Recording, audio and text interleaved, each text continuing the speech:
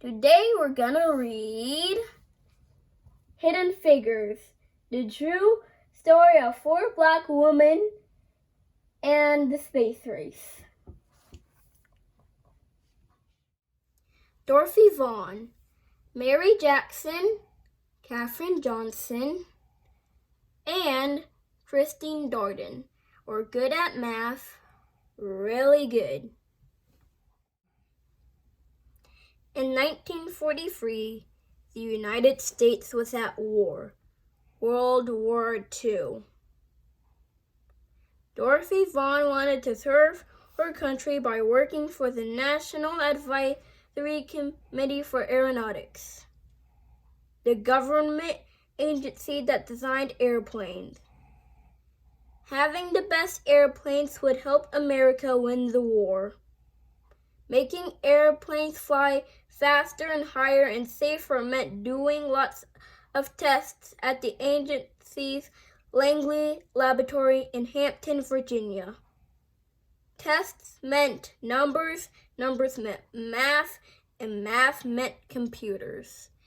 Today we think of computers as machines, but in the 1940s, computers were actual people like Dorothy, Mary, Katherine, and Christine. Their job was to do math. Because Dorothy was black and a woman, some people thought it would be impossible for her to get a job as a computer. She lived in Virginia, a southern state, where laws segregated or kept apart black people and white people. They cannot eat in the same restaurants. They cannot drink from the same water fountains. They cannot use the same restrooms. They cannot attend the same schools. They cannot play on the same sports teams. They cannot sit near each other in movie theaters. They cannot marry someone of a different race. But Dorothy didn't think it was impossible. She was good at math, really good. She knew that she was the right person for the job. She applied, and the laboratory offered her a position as a computer. At work, blacks and whites were kept apart. The white computers worked in one building, and Dorothy and the other black computers worked in a different building, in their separate office. Even though they worked on the same kinds of assignments, the black computers and the white computers used separate bathrooms and ate in separate lunchrooms. America won the war in 1945, but Dorothy stayed on the job, still trying to make airplanes faster and safer. By 1951, the Americans and the Russians were competing to see who could build the best planes. That meant more experiments and more numbers, lots and lots of numbers. And more numbers meant the need for more computers. That's when Mary Jackson got a job as a computer at Langley. She worked in a group that tested model airplanes in wind tunnels. A wind tunnel was a machine like a huge metal box with a powerful fan attached. Mary put model airplanes in the wind tunnel and blasted them with air from the fan. This experiment helped her group improve their designs on the models before building full-sized airplanes. Mary wanted to become an engineer, but officials said it was impossible. Most of the engineers at the laboratory were men, and to become an engineer, Mary needed to take high-level math classes, but she wasn't allowed to go inside the white school where the classes were taught. But Mary was good at math, really good, and she refused to give up. She got permission to enter the school building and take the math classes, and she earned good grades because she didn't give up. Mary Jackson became the first African American female engineer at the laboratory. Katherine Johnson was good at math and always asked lots of questions. In 1953, she applied to the laboratory for a computer job and was placed on a team that tested actual planes while they were flying in the air. The research was used to figure out ways to prevent future plane crashes. In one of her first projects, she learned how to analyze turbulence or dangerous gusts of air. No one knows how many lives her work may have helped save. Katherine wanted to help the group prepare its research reports, so she asked if she could go to meetings with the other experts on her team. Her boss told her it was impossible. Women aren't allowed to attend meetings, he said, but Katherine knew she was as good at math as anyone else, maybe better.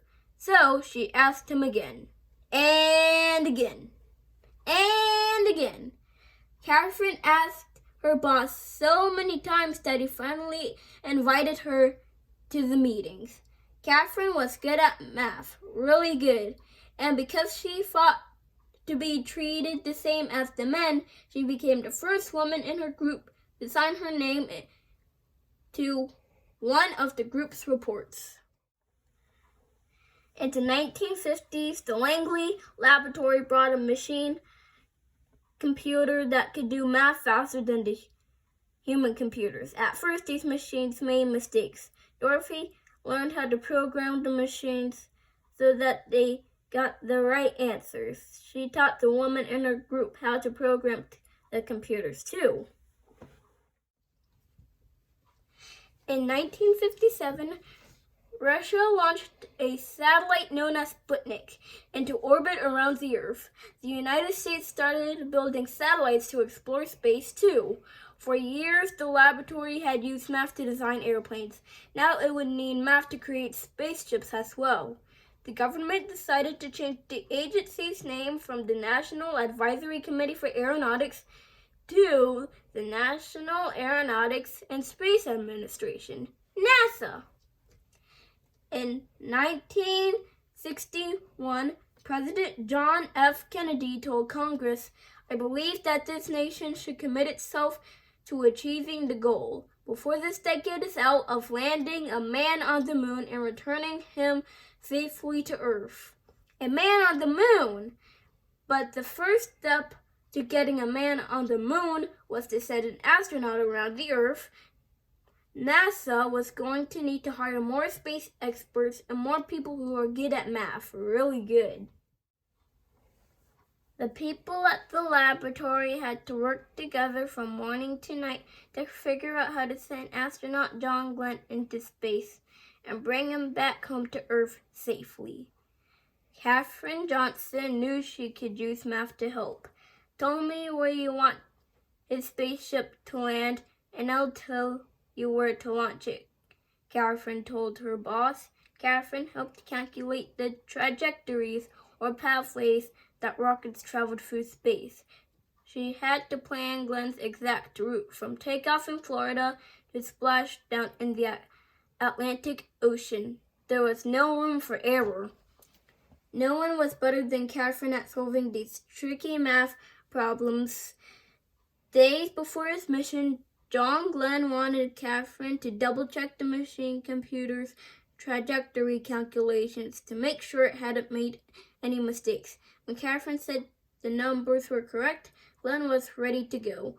On February 20th, 1962, Glenn blasted off into space, circled the Earth, and made his way back home safely.